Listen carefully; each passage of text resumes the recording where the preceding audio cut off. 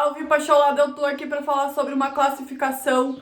Graças a Deus, que coisa boa. Eu confesso que ontem eu gravei o pré-jogo muito nervosa, eu não conseguia nem dar um sorrisinho sequer, porque eu tava realmente muito nervosa, porque mata-mata é mata-mata, qualquer deslize é fatal. E o Grêmio não vem mostrando aquele futebol de encher os olhos, né? E ontem foi mais um jogo em que o Grêmio não jogou bem, o Grêmio foi muito dominado pelo Juventude ontem. E nisso, com certeza, eu tenho que reforçar o trabalho do Pintado. O Pintado vem fazendo um grande trabalho numa equipe muito limitada do Juventude.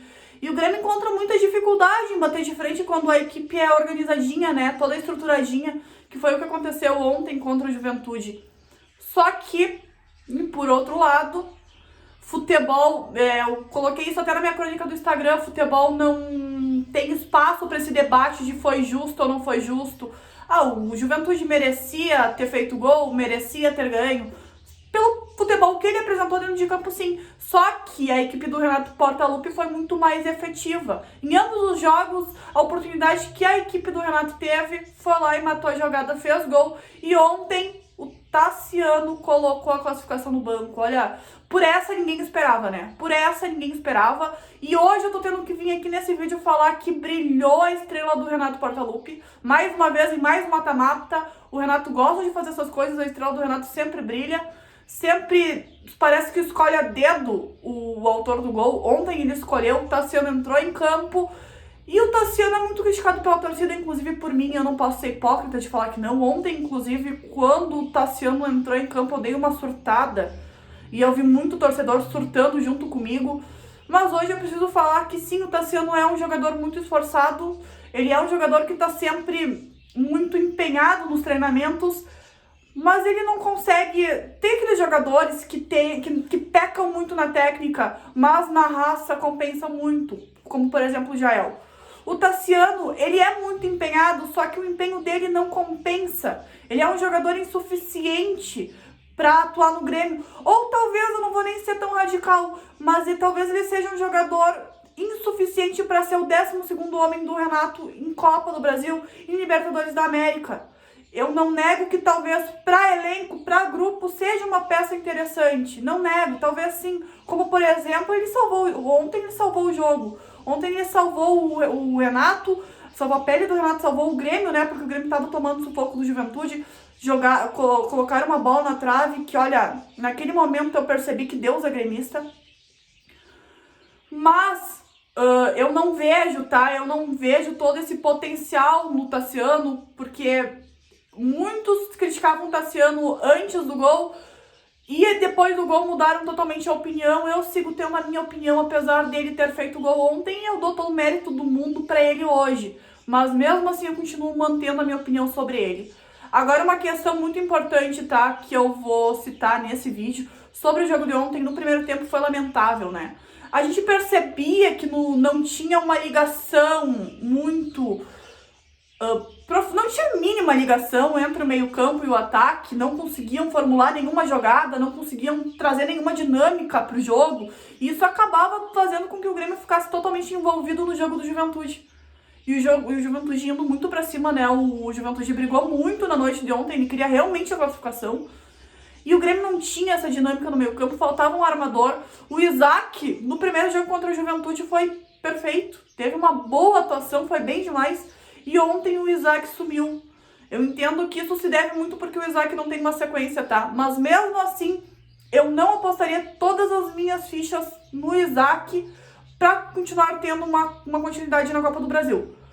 Só que no segundo tempo entrou o Jean-Pierre que já tinha sido muito desacreditado pela torcida, né? Muitos ainda estão desacreditados com o Jean-Pierre porque o Jean-Pierre já subiu faz alguns anos pro profissional. Nunca conseguiu engatar uma grande sequência de jogos e uma grande sequência de um bom futebol. Já fez parte de momentos importantes do Grêmio, de jogos importantes do Grêmio. Contribuiu futebolisticamente falando em grandes jogos.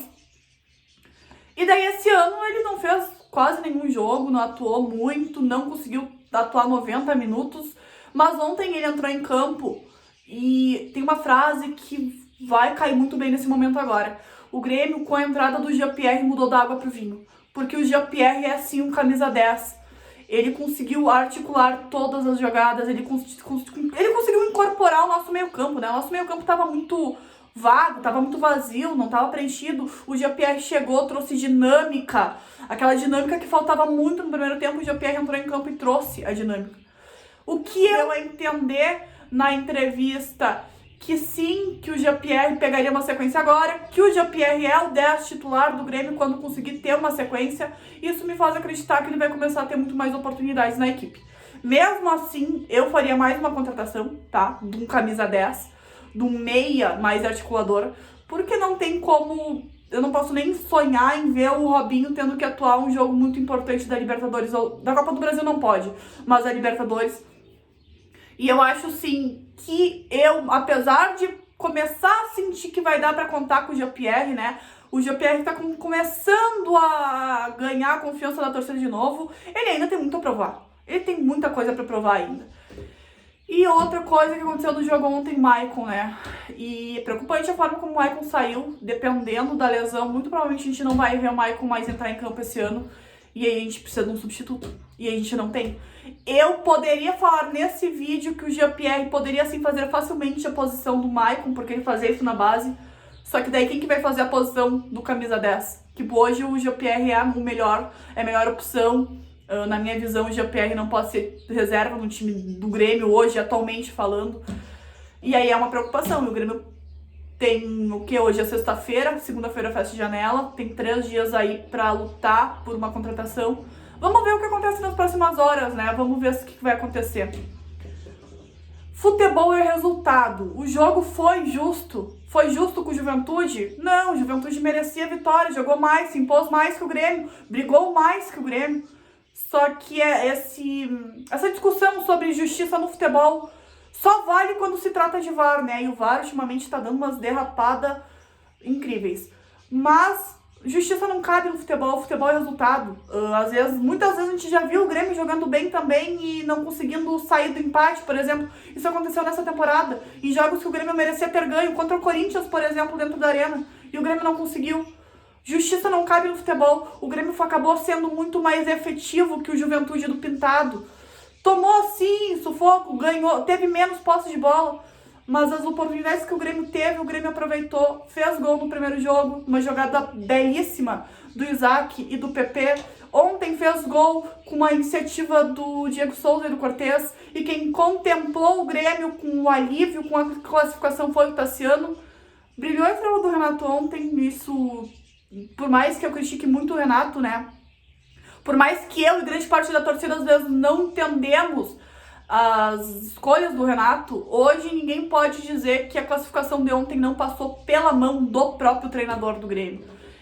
E a equipe do Pintado mais organizada, mais posse de bola, com um jogo um pouco mais envolvente, não conseguiu ser páreo para um time do Grêmio um pouco mais efetivo. O Grêmio aproveitou, o Juventude não aproveitou as chances que teve e deu o Grêmio. E agora o Grêmio já vai ter que começar a ter um pezinho um pouco mais no chão, porque no sorteio a gente acabou caindo com o Cuiabá. O Cuiabá é um time da Série B sim, só que vem fazendo uma boa campanha, ele tá em segundo lugar, eu acho que ele fica 4 pontos atrás da Chapecoense.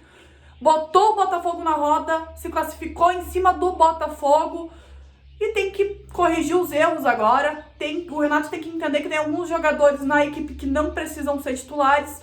E aí a gente vai começar a desenvolver um Grêmio muito melhor. E é isso aí, Pacholada, vamos que vamos para as quartas, vamos rumar ao Hexa. A gente tem sim capacidade de ganhar o Hexa, mas a gente precisa começar a aproveitar de forma melhor o elenco do Grêmio e que, se Deus quiser, a gente ainda vai ter contratações, né? Eu sei que o tempo tá curto, mas quem sabe? Aproveita e deixa aqui embaixo nos comentários a tua opinião sobre o jogo. Se inscreve no... eu preciso falar pra vocês, eu preciso agradecer a vocês. Já agradeceram em todas as lives possíveis, mas nunca é demais, né? Porque o que a gente faz aqui... E se hoje a gente chegou onde a gente chegou é por causa de vocês que nos acompanham, que consomem todos os nossos conteúdos.